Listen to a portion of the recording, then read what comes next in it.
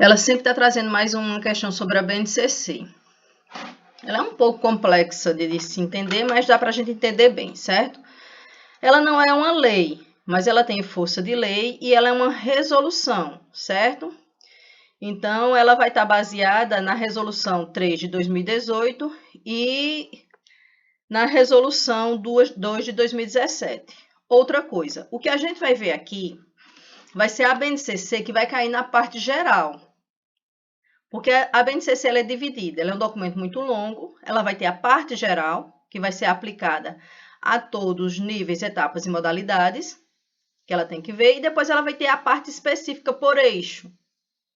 Dentro dos eixos, ela também vai ter a parte geral do eixo e depois ela vai ter a parte específica por disciplina.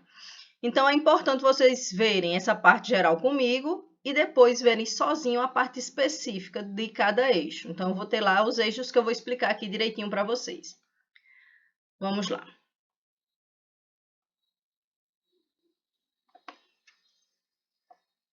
Então, eu tenho uma base comum curricular, ela é composta por 5 eixos, que eu vou ter o eixo de linguagem, o eixo de matemática, de ciências naturais, ciências humanas e sociais aplicadas, e eu vou ter o 5º eixo, que é o que vai diferenciar ela do PCN também, esse 5º eixo. Porque, como eu venho falando para vocês, quando a gente fala do novo ensino médio, a gente está falando da inserção no currículo desse 5º eixo, aonde o ensino médio ele não é mais propedêutico, ou seja, a função dele não é somente chegar à universidade, mas ele também, além dessa função que a gente chama propedêutica, ela também vai dar a formação básica para que esse menino seja inserido no mercado de trabalho. E para isso se criou o 5º eixo, que é a formação técnica e profissionalizante. Por isso que hoje, no estado da Paraíba, as escolas de nível médio, elas são ou profissionalizante ou escolas cidadãs integrais. O que isso quer dizer? Que apesar dela não ser uma escola profissionalizante, ou seja, aliás, porque ela não ser ofertar ensino técnico, ela vai ofertar disciplinas que vai estar dentro do eixo de itinerários formativos, para que esse indivíduo possa se inserir em determinada área do mercado de trabalho. Então, eu vou ter essas duas perspectivas do ensino médio. É o que se chama de novo ensino médio. Então, as diretrizes nacionais do ensino médio, ela vai regularizar as modificações da Lei de Diretrizes e Bases da Educação Nacional, referente a essa etapa. E nessa perspectiva, a base do nível médio, ela vai ter o 5º eixo, aliás, referente a essa etapa, nessa perspectiva, a base nacional comum, o exame nacional do ensino médio e a formação de professores, ela vai ser essencial para a implementação dessa base. Então, ela vai dizer, olha, o Enem e sem a modificação da formação de professores, a implementação da base, ela é impossível. Dentro disso, eu tenho a BNCC, que ela vai definir competências e habilidades comuns para que esse menino ele aprenda e essa aprendizagem seja significativa. E o Enem, ele vai ser o instrumento que ele vai verificar se essa base ela realmente está sendo implementada. Ou seja, ele é mais um instrumento para saber se a política educacional ela está sendo implementada, como ela está sendo implementada e quais os resultados que ela está dando naquele determinado momento. Então, o Enem vai verificar se o currículo comum e toda a educação básica, foi implementado.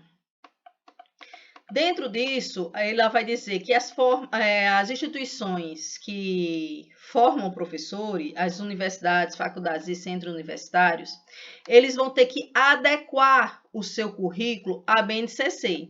Tanto é que tem uma BNCC específica para a formação de professores, mas não vai cair ela para a gente.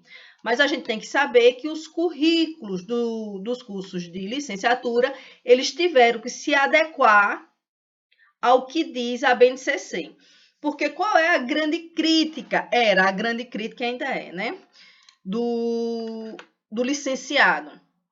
é que nos cursos de licenciatura não se trabalha os conteúdos que vão serem desenvolvidos na educação básica.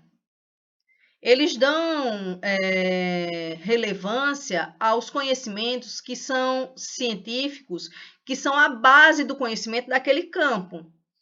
Mas o conteúdo mesmo que se vai trabalhar, ele não é trabalhado nas universidades. E com isso, principalmente nas áreas de química, física, biologia e língua portuguesa, esse professor ele chega com uma certa dificuldade de trabalhar esses conteúdos.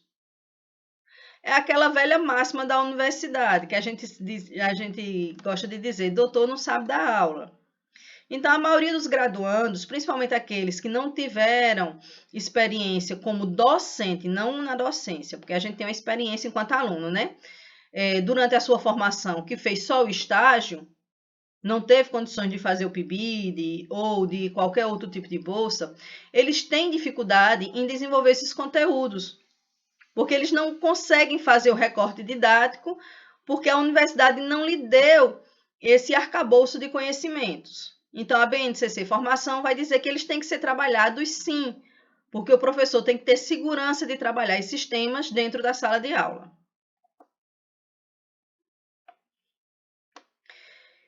Então, principais pontos. Então, eu tenho uma formação geral, que aqui é de 1.800 horas para o ensino médio. Espera ainda que eu vou colocar aqui, porque aqui foi feito para o ensino médio, mas a gente vai aqui adaptando o município, que é para o ensino médio. E para o ensino fundamental, ela vai ser 8 vezes 9,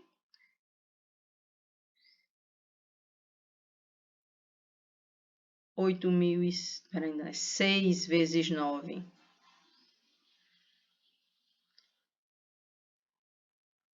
5.400 horas para o ensino fundamental. E os itinerários formativos.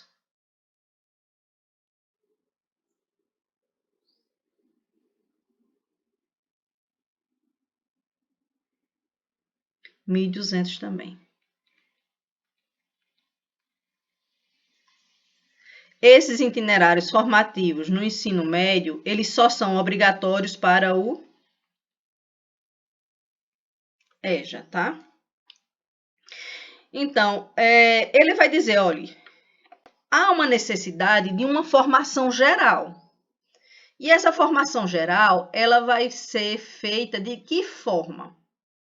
Então, a carga horária mínima é 800 horas, e dessas 800 horas eu vou tirar 200 horas para as especificidades e 600 para a formação geral. Quando eu tiro 600 para a formação geral, eu vou ter no ensino médio 1.800 horas durante todo o ensino médio. E no ensino fundamental, 5.400 para os itinerários formativos. Os itinerários formativos, eles não são obrigatórios e não são implementados no que a gente chama de ensino fundamental regular, somente no EJA. Então, esses itinerários formativos são 1.200 horas. Essas 1.800 horas ela vai ser dividida durante todo o fundamental e no médio durante todo o médio, que a gente vai chamar de itinerários formativos, porque a BNCC vai dizer que para o EJA, prioritariamente, os cursos que são ofertados, sejam elas do fundamental e do médio, eles têm que estar atrelados ao ensino profissionalizante, certo? Então, dentro dessa formação, do que ele chama de formação geral, essa formação geral é para toda escola, independente de onde ela esteja localizada. E ele vai dizer que esses conteúdos desenvolvidos, eles têm que dar conta para que esses alunos adquiram competências e habilidades que estão lá previstas na BNCC. Já os itinerários formativos, eles vão ser organizados a partir de áreas de conhecimentos da formação técnico profissionalizantes. E esses currículos vão ser compostos por essa formação geral, itinerário formativo, mais a parte específica. A parte específica no ensino médio, vou até mudar de cor aqui.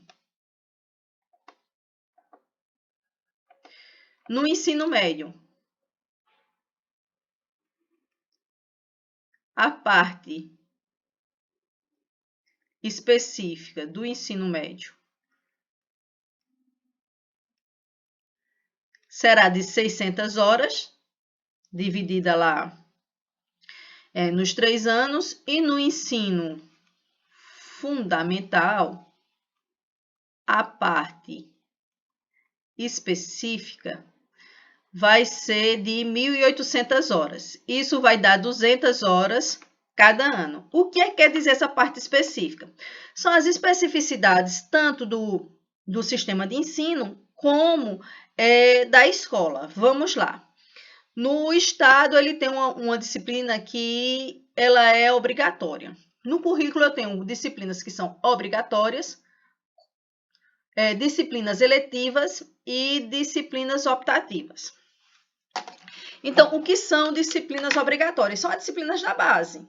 Então, por fundamental, eu vou ter na área de linguagem, que eu vou ter língua portuguesa, artes, educação física e uma língua estrangeira, o inglês, a partir do 6º ano. Matemática vai estar sozinho, vou ter ciências naturais, que vai ser só ciências, e vou ter ciências humanas, que vai ser história e geografia, e ensino religioso. Então, essas são as disciplinas que são obrigatórias. No ensino médio, na parte de linguagem, eu vou ter mais uma língua estrangeira que vai ser optativa, preferencialmente o espanhol. Matemática, ciências, ela vai se desmembrar, né? Eu tenho ciências exatas e da natureza, então eu vou ter química, física e biologia. A área de ciências humanas, ela vai se alargar no ensino médio, vai ser ciências humanas e sociais aplicadas. Então, eu vou ter história, geografia, filosofia e sociologia. E o ensino religioso, ele é uma área que é só do ensino fundamental. Ok? Então, essas são as disciplinas obrigatórias lá da educação básica. Vamos para o estado da Paraíba. O estado da Paraíba, no ensino médio, ele tem as disciplinas que são eletivas. Essas disciplinas eletivas são disciplinas que elas são características dos sistemas de ensino. Então, ela vai estar lá. Então, eu tenho lá o projeto de vida. O projeto de vida, ela vai estar nessa parte específica? Não. A parte específica é uma complementação das disciplinas obrigatórias com conteúdos regionais. Vamos para a Paraíba. Dentro de ciências, eu posso estudar os biomas que são os característicos da região Nordeste, principalmente da Paraíba. Então, eu vou estudar lá a Caatinga, eu vou estudar a Restinga, dependendo de onde essa escola esteja. Dentro de história, história da Paraíba. Dentro de Campina Grande, história da Paraíba e de Campina Grande. História da Paraíba e de João Pessoa. Então, é para isso essas 200 horas, para essas especificidades locais dentro de cada disciplina. Dentro de língua portuguesa, dentro de gêneros textuais, eu vou lá, cordel, certo? Dentro de gêneros textuais, e eu posso também estudar moda de viola, que é característica do Nordeste. Então, vai dentro dessas especificidades. Eu vou para artes, então eu vou para xilogravura, eu vou para o artesanato local que nós temos. Então, tudo isso vai depender dessa finalidade, certo? Só que a gente sabe que há progressivamente uma implementação que toda a educação obrigatória ela vai passar a 1.000 horas. Ela começou para o ensino médio, mas ela também vai agora para o ensino fundamental.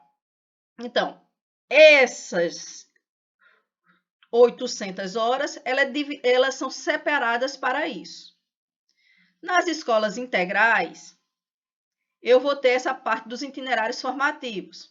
Esses itinerários formativos, eles podem ser até de 1.200 horas, dividido lá no ensino médio, em todo o ensino médio. E no EJA também, em todo o EJA. Então, o que é que vai acontecer? Eu vou ofertar disciplinas que sejam voltadas para a capacitação no mercado de trabalho. Então, ela vai estar dentro dessas 1.200 horas. Ou, se esse ensino médio ele for concomitante ou integrado ao ensino médio, eu vou ter aqui essa carga horária é destinada às disciplinas daquele curso específico. Cada curso técnico de nível médio, ele tem uma carga horária específica que quem determina é o Catálogo Nacional dos Cursos Técnicos. Se essa escola ela não é técnica de nível médio, e sim ela é uma escola cidadã, então eu vou ter esse itinerário formativo com disciplinas ligadas aos cursos que são determinados lá pelo Código Brasileiro de Ocupações. Então, eu tenho essas duas características. Então, os itinerários formativos, o aluno vai escolher o itinerário formativo e todo semestre ele vai ter que cursar de 1 a 2 disciplinas, com carga horária entre 90 e 180. Oi, Williane. Foi Crislaine que colocou uma pergunta no chat. Quem é que ministra essas aulas de formação técnica e profissional? Se são os próprios professores do ensino regular? Não, são outros professores. Eles não necessariamente precisam ter licenciatura, mas eles têm que ter formação na área. Vamos supor, um curso de edificações. Então, eu vou ter engenheiros, arquitetos. Um curso ligado ao comércio. Eu vou ter principalmente administradores, entendeu? Não é, Crislaine, o professor de disciplina é da disciplina obrigatória. Esses são outros professores. E nos itinerários formativos ainda a gente tem os oficineiros, que eles vão fazer oficinas, vamos dizer, de marcenaria, de pintura. Então, não é o professor, não. Mas a gente tem que saber que existe essa configuração e ela é uma realidade. Ela é uma realidade no EJA e no ensino médio. Alguma dúvida até aqui? Porque muita gente acha isso aqui um pouco complicado.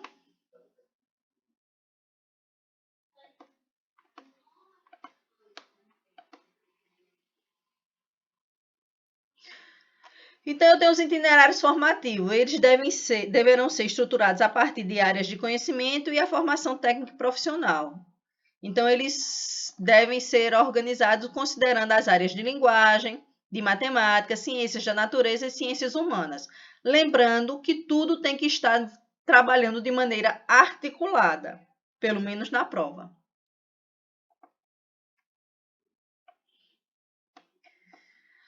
Os itinerários formativos, quando eles vão serem criados na escola, eles vão ter 4 eixos estruturantes, que é investigação científica, processos criativos, mediação e intervenção sociocultural e empreendedorismo. Então, eles têm que estar ligados a um desses 4 eixos. Dentro disso, eu vou ter competências profissionais que serão desenvolvidas. Essas competências, elas vão ter que ter as práticas profissionais e também ter um engajamento para o desenvolvimento dessa profissão. Os currículos, eles devem permitir que os estudantes eles cursem mais de um itinerário formativo. Então, eu sou estudante do nível do ensino médio ou do ensino fundamental EJA. Se eu quiser mais de um itinerário formativo, eu posso. A escola ela tem que guiar esse aluno nesse desenvolvimento desses itinerários formativos, mas eu posso fazer um na área de empreendedorismo e o outro na área lá de inovação, sem problema nenhum. E esses itinerários formativos, eles podem ser feitos de forma concomitante, ou seja, eu quero 2 itinerários formativos, eu posso escolher 2 disciplinas, que são de itinerários formativos distintos, e cursar eles ao mesmo tempo, ou de forma sequencial, terminar um e depois fazer outro.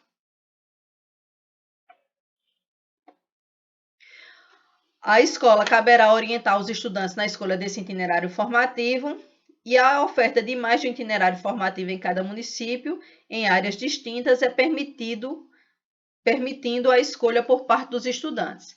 Então, ela vai dizer, olha, eu tenho mais de uma escola que oferta o EJA e mais de uma escola que oferta o ensino médio. Essas escolas, elas não deveriam ofertar os mesmos itinerários formativos, para que dê uma certa mobilidade a esse aluno. Vamos aqui.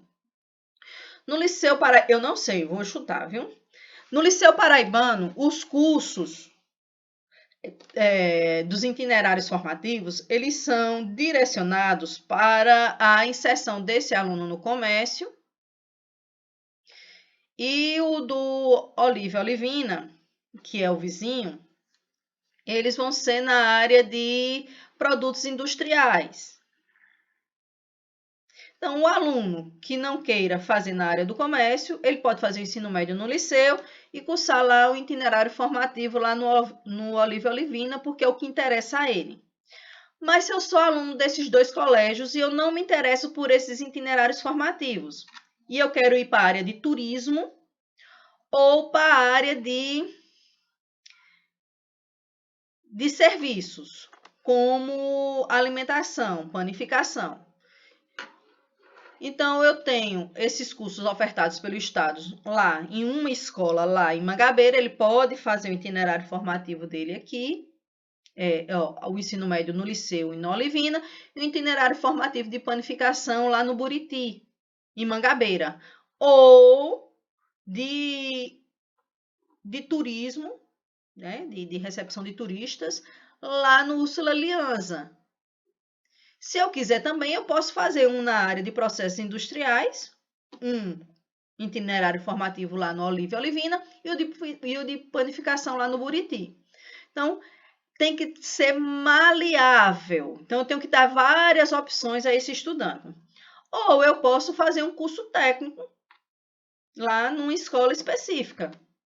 Fazer o ensino médio no liceu e o curso técnico ali naquela escola ali que eu esqueci perto da universidade o nome dela.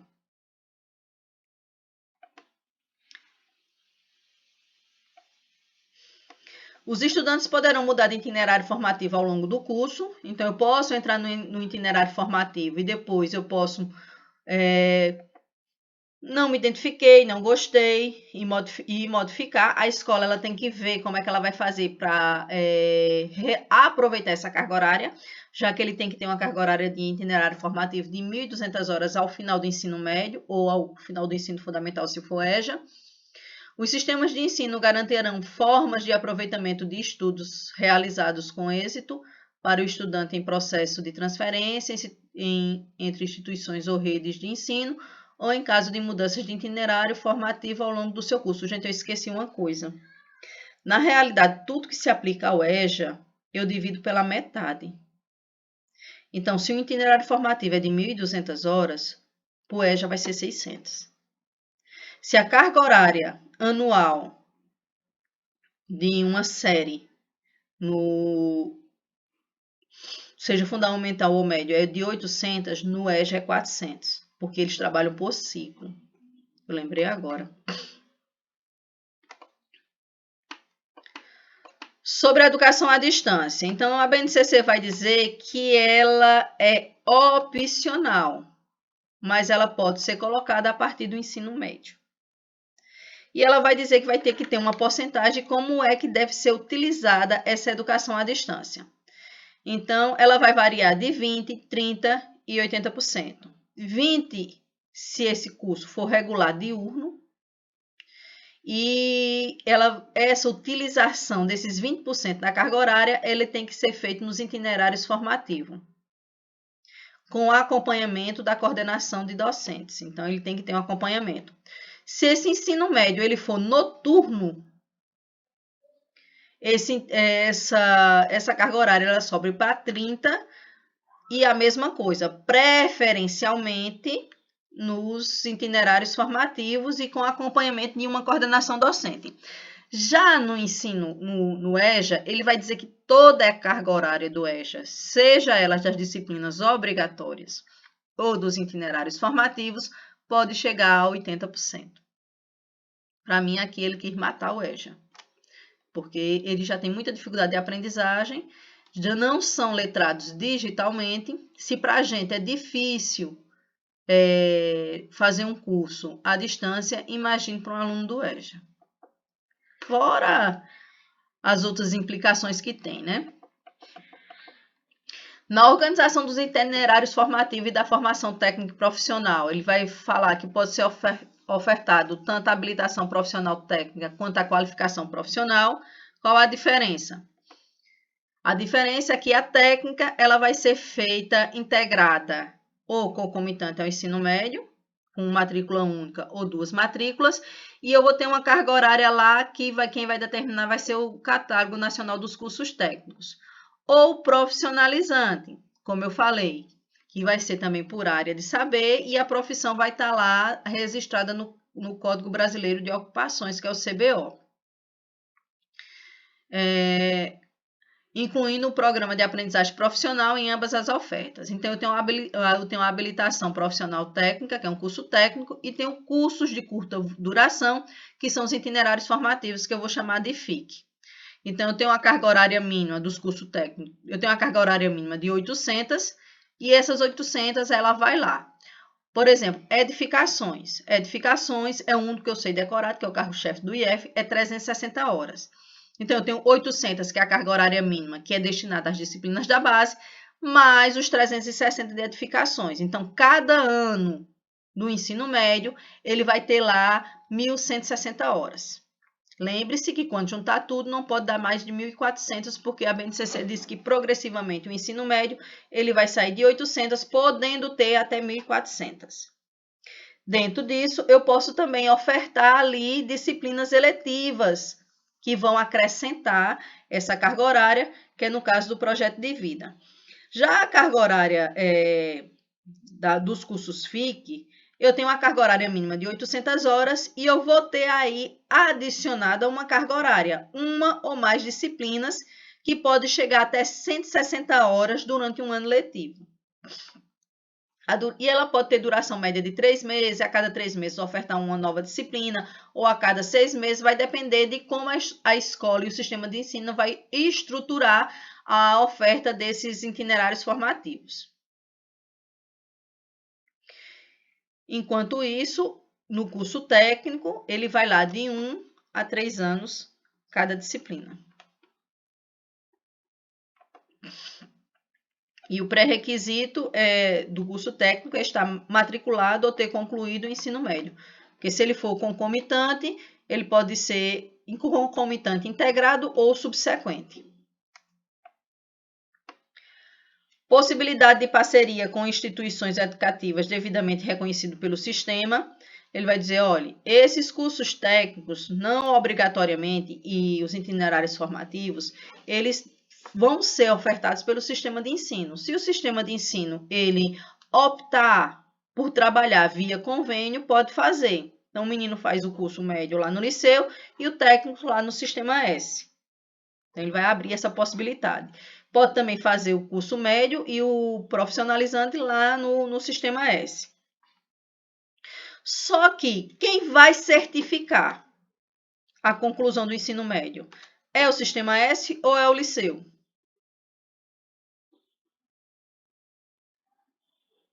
É o liceu. Ele pega lá o curso que ele fez lá no sistema S, traz e o liceu vai certificar ele que ele é um técnico de nível médio em uma determinada área.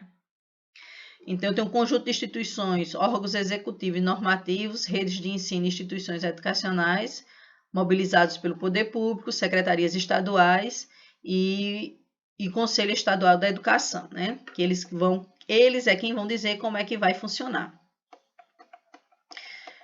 Isso aqui eu já adiantei, né? Eu tenho a instituição de ensino, a organização parceira, tenho 2 diplomas, e ele vai se juntar em um só. E quem vai fazer isso vai ser lá na instituição de ensino médio. Quanto ao exame, vamos lá.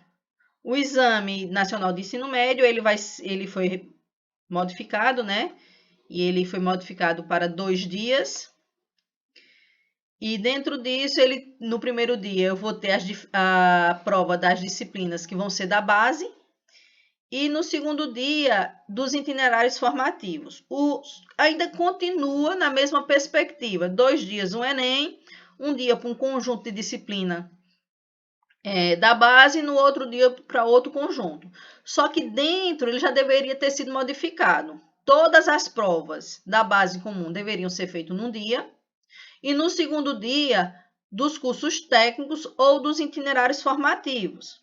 Aí você vai dizer, mas professora, como é que vai fazer? O aluno não escolhe o seu itinerário formativo? Se ele escolheu mais de um, ele vai escolher lá no Enem qual o itinerário formativo que ele vai realizar lá a prova. Se ele é do curso técnico, vai ter lá a prova lá da área do curso técnico. Então, o Enem é quem vai fazer esse acompanhamento. Geralmente, a BNCC, ela diz que o itinerário formativo, ele deveria estar atrelado ao curso superior que o aluno quer cursar. Vamos lá, se ele quer cursar medicina, o itinerário formativo dele deveria ser focado nas áreas de biologia e química. Se ele quer cursar engenharia, focado em matemática e física. Então, ela também diz isso, que o itinerário formativo ela tem que estar atrelado ao projeto de vida. O projeto de vida ela vai direcionar, ou deveria direcionar, a área que o aluno quer seguir no ensino superior.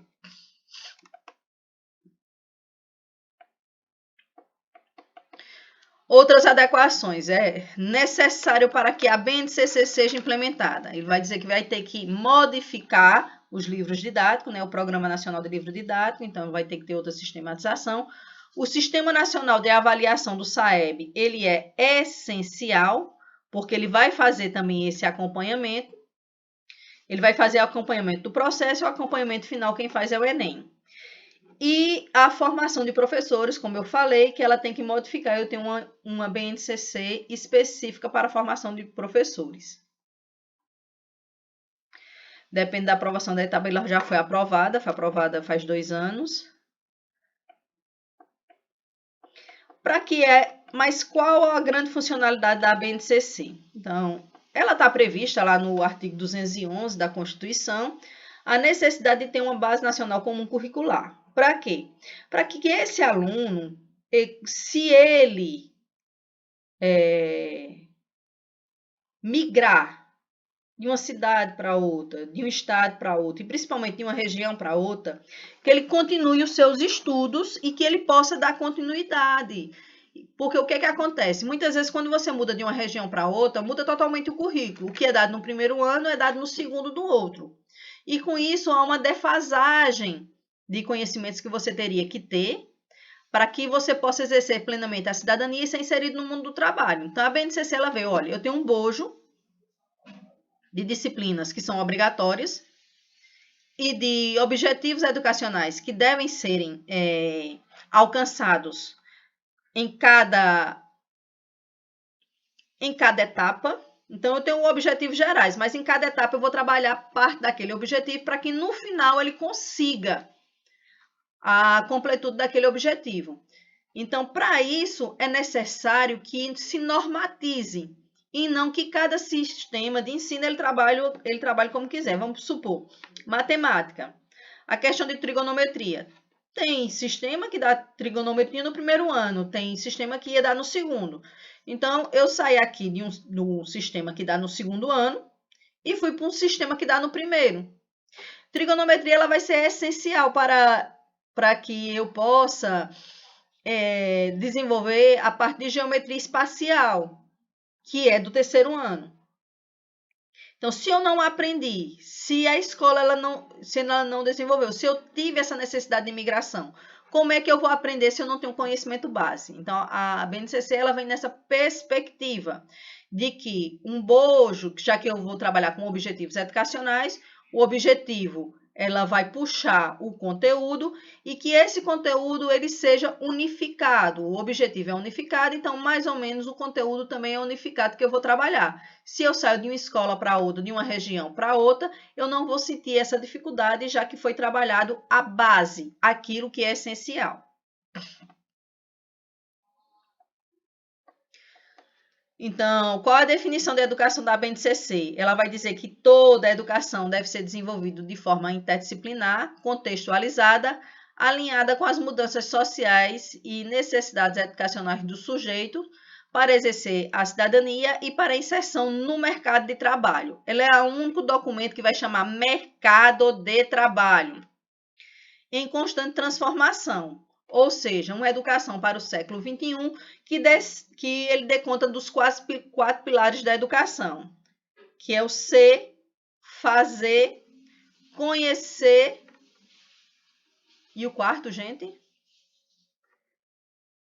Conhecer, fazer, ser. Tem um quarto que eu esqueci. Dentro disso, eu tenho a BNCC versus o currículo. Então, eu tenho um currículo, que ele é um currículo nacional. Desse currículo nacional, tem as adaptações que são feitas pela rede de ensino. Né? Na rede de ensino, eu vou ter 600 horas para o currículo nacional e 200 para as especificidades. Só que quando eu chego na escola, eu tenho uma nova adaptação a fazer, porque vai depender de onde essa escola está, se ela é urbana, se ela é rural, se ela é rural, de acordo com a atividade, o que é que eu vou ter que reforçar no currículo. Isso vai ser feito pelo projeto político-pedagógico, isso tudo vai refletir no plano de aula do professor. Então, ela é obrigatória, a base. Ela vai dizer que os insumos são essenciais para o desenvolvimento e a implementação e efetivação dessa base no interior das escolas, e ele vai dar um rumo à educação. Então, ele vai dizer, olha, eu vou dizer aonde a gente tem que chegar. Não é pretende, é tem que chegar. E dentro disso, ela vai estabelecer objetivos que se espera ser atingido enquanto o currículo define como alcançar esses objetivos. Então, o que muda para o professor? A BNCC ela vai estabelecer o que os alunos devem aprender, o professor ele deve nortear seu trabalho a partir dos objetivos mais claros. O MEC vai garantir o apoio à formação continuada desses docentes. Os docentes eles vão estar mais bem preparados para garantir as aprendizagens desses alunos. A BNCC ela propõe um processo de aprendizagem mais alinhado à realidade atual, que é do século XXI, e o professor ele vai ter mais subsídios para engajar esse estudante nas suas aprendizagens. A BNCC ela não define técnica e método de ensino. Quem vai definir somos nós, porque nós é quem conhecemos o nosso aluno. Cada um aprende de maneira diferente, em ritmos diferentes. Então, ela não vai dizer que tem que ser determinado método e determinada técnica. Essa autonomia a gente ainda tem. O que muda com a implementação da BNCC? A reelaboração do currículo da rede de ensino, a partir das diretrizes nela contidas, a formação de professores e gestores para trabalhar o conteúdo em BNCC na sala de aula, fazer o planejamento e as avaliações internas e adequação do material didático.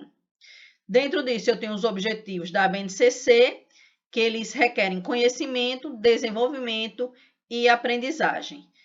Também é necessário repensar a avaliação nacional, estadual e municipal da educação. Então, a base não é o currículo, e sim a aprendizagem. O currículo é o meio de que eu vou chegar e fazer com que esse menino aprender. Então, os currículos são o caminho, aí a base é o rumo aonde queremos chegar, né? Dentro disso, eu tenho uma função social dessa BNCC, que é fortalecer a colaboração entre a União, estados e municípios. E qual a diferença entre os PCNs e a BNCC, né? Eu comecei falando sobre isso. O PCN ele não é obrigatório, mas é lá onde vai estar indo os currículos mínimos, e ele vai centrar na habilidade, no saber fazer. O PCN, aqui tá errado, gente, é BNCC, viu?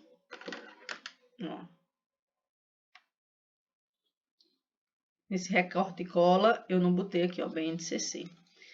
A BNCC ela é obrigatória, apesar dela ser resolução, mas ela tem força de lei. E ela é um meio de alcançar os objetivos e ele tem como ênfase a competência. Então, a competência ela tem uma visão mais integral dos fenômenos que envolvem os sujeitos em seu meio social e econômico, e ela preocupa-se no saber fazer, mas também no ser, conviver, conhecer e conviver, né? É fazer os 4 pilares, é fazer, ser, conhecer e conviver, que são os 4 pilares da educação para o século XXI, que vai estar lá, que é os 4 pilares que a Unesco se baseia para orientar as reformas educacionais, principalmente nos países do terceiro mundo, a partir do relatório do Jacques Delors, né?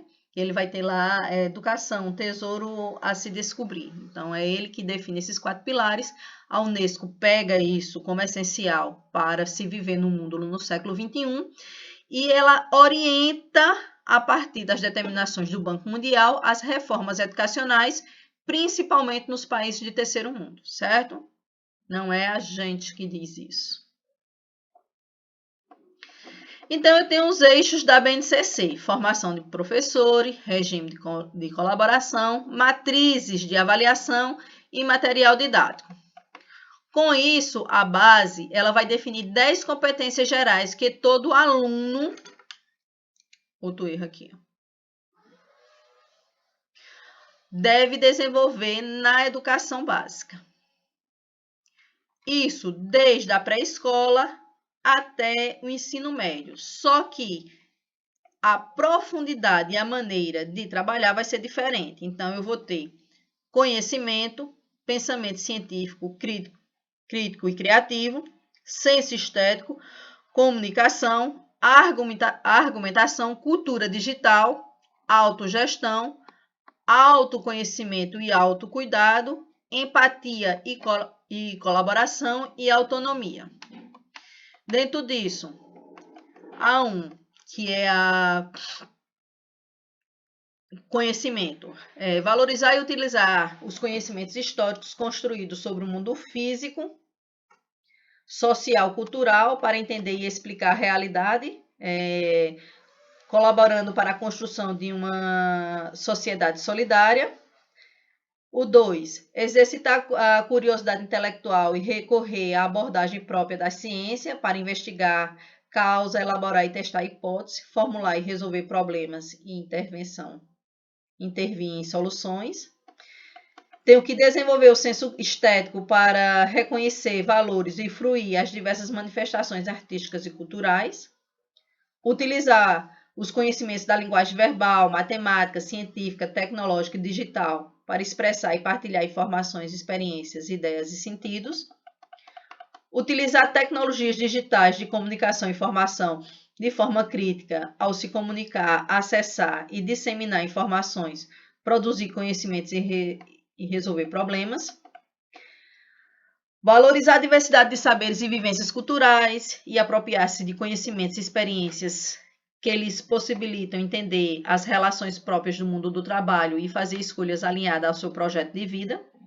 Por isso que o projeto de vida hoje ela é uma disciplina dentro do ensino médio. Argumentar com base em fatos, dados e informações confiáveis para formular, negociar e defender ideias com posicionamento ético em relação ao cuidado de si mesmo, dos outros e do planeta. Conhecer, apreciar e cuidar de sua saúde física e emocional, reconhecendo suas emoções e as dos outros, com autocrítica e capacidade para lidar com elas e a pressão do grupo. Tudo que a base faz, ela vai dizer que é essencial esse desenvolvimento socioemocional desse indivíduo, porque o indivíduo que ele é bem desenvolvido socioemocionalmente, ele é um indivíduo que ele tem um desenvolvimento cognitivo pleno dentro da sua capacidade, né? Então, a afetividade, quando se fala em educação, é esse desenvolvimento socioemocional. Porque uma pessoa que ele não é desenvolvida socioemocional, ela é uma pessoa que ele não tem lugar nessa sociedade.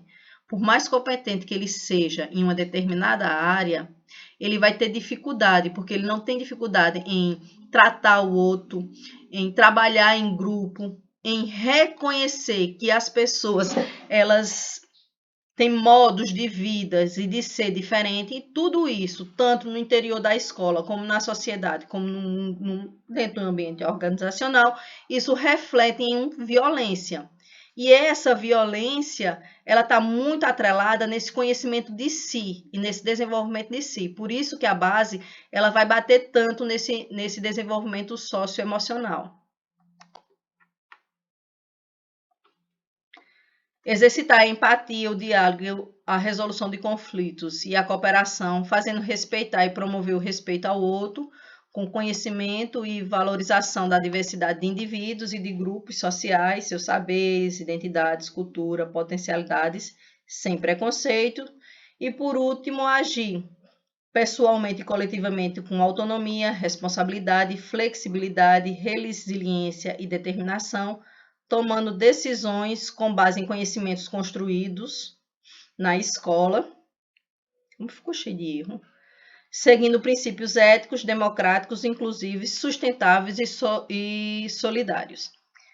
Outra coisa que ela vai falar também é a questão da sustentabilidade. Ele vai dizer que essa sustentabilidade ela é cultural, ela é social e ela é ambiental. Então, a sustentabilidade hoje que a gente vai trabalhar dentro da escola, antigamente, na minha época, a gente trabalhava só ambiental. Ele vai dizer, não, a sustentabilidade ela também é cultural, porque tem esse reconhecimento cultural, essa multiculturalidade, que ela tem que ser ressignificada e trabalhada, porque ela vai desenvolver o respeito mútuo. Eu posso não concordar, mas eu tenho que respeitar. Isso vai implicar no desenvolvimento da sustentabilidade social, porque ela vai diminuir os conflitos, principalmente em relação a gênero e a religião dentro da sociedade, e reconhecer que a sustentabilidade ambiental ela é a base hoje para se viver neste planeta. Que simples atos como não jogar papel na rua, isso vai implicar numa evolução dessa sociedade e também diminuir as catástrofes ambientais que a gente está vendo que hoje são cada vez mais recorrentes.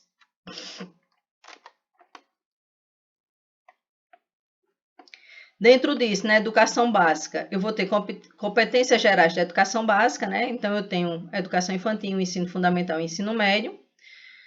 Na educação infantil, eu não trabalho com conteúdos, eu vou trabalhar com direitos de aprendizagem e de desenvolvimento a partir dos campos de experiência. No ensino fundamental, e ela vai ser dividida em bebês, que é de 0 a 1 ano e 6 meses, crianças bem pequenas, que é de 1 ano a 7 meses, a 3 anos a 11 meses, e crianças pequenas, que é de 4 a 5 anos e 11 meses. E dentro disso, eu vou ter objetivos de aprendizagem e desenvolvimento. Já no ensino fundamental, eu vou ter as áreas de conhecimento. Dentro dessas áreas de conhecimento, eu vou ter competências específicas de cada área. Depois, eu vou ter as competências de cada componente curricular, certo? Tem os componentes curriculares e as competências desses componentes curriculares.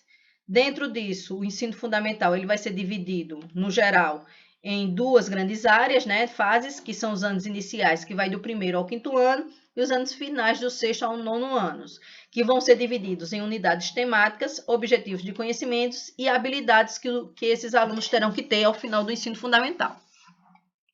No ensino médio, eu vou ter as áreas de conhecimento, as competências específicas das áreas de conhecimento, que vai ter como base a língua portuguesa e a matemática, já que elas são as disciplinas irradiadoras do currículo, vai servir de base para as outras disciplinas, para que se desenvolvam as habilidades que vão ser essenciais para o exercício da cidadania e para a inserção no mundo do trabalho, né? Na BNCC vai chamar mercado de trabalho. Então, dentro da educação infantil, eu tenho os direitos de aprendizagem e desenvolvimento, que vai ser conviver, brincar, participar, explorar, expressar e conhecer-se. E eu vou ter os campos de experiências, que vai ser o eu, o outro e o nós, corpos, gestos e movimentos, traços, sons, cores e formas, oralidade e escrita, espaços, tempos, quantidades, relações e transformações. No ensino fundamental, eu vou ter a área de conhecimento, que vai ser dividida em linguagem, matemática, ciências da natureza, ciências humanas e ensino religioso. A linguagem, ela vai ser dividida em língua portuguesa, artes, educação física e língua estrangeira, o inglês, a partir do 6º ano. Matemática, só matemática, ciência, só ciência. Ciências humanas, geografia e história, ensino religioso, apenas ensino religioso. Já no ensino médio, eu vou ter também linguagem, matemática, ciências exatas e naturais, ciências humanas e sociais aplicadas. Na área de linguagem, eu vou ter língua portuguesa, eu vou ter literatura, artes, educação física e língua estrangeira. Obrigatório o inglês e uma segunda língua, preferencialmente o espanhol. Matemática sempre sozinha. Ciências exatas da natureza, ela vai ser dividida em biologia, química e física. E ciências humanas e sociais em história, geografia, filosofia e sociologia. Fora isso, eu tenho uma formação técnica e profissional. Dentro dessa formação técnica e profissional, junto com as disciplinas da base, eu vou ter que trabalhar as competências.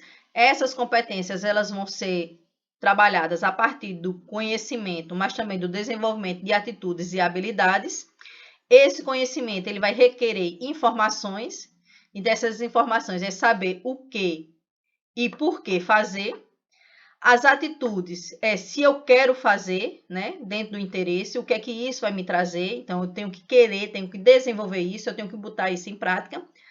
A habilidade vai ser a técnica, né, que é o saber fazer.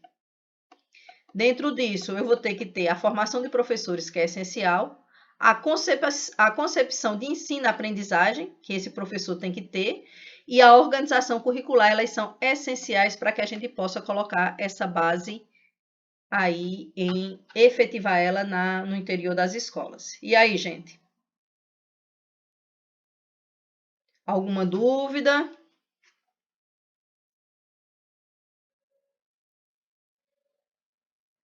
Vamos dar um intervalozinho de 10 minutos e a gente volta com os exercícios da base.